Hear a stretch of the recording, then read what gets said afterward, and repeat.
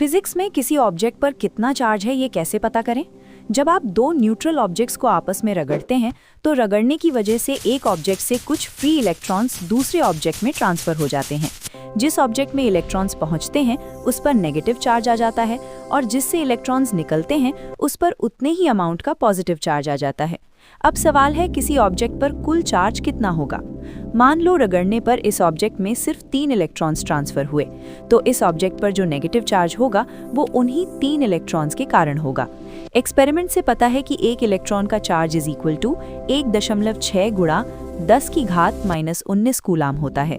इसलिए कुल चार्ज होगा Q इज इक्वल टू 3 गुणा 1.6 गुणा 10 की घात -19 कूलाम, यानी Q इज इक्वल टू -4.8 गुणा 10 की घात -19 कूलाम। माइनस इसलिए क्योंकि इलेक्ट्रॉन्स नेगेटिव होते हैं। अब अगर n इलेक्ट्रॉन्स ट्रांसफर होते तो ऑब्जेक्ट पर चार्ज होता Q is equal to n गुणा E, जहां Q इज इक्वल टू कुल charge, n is equal to electrons की संख्या, E इज इक्वल टू एक इलेक्ट्रॉन का चार्ज। यही है चार्ज क्वांटाइजेशन का बेसिक फॉर्मूला।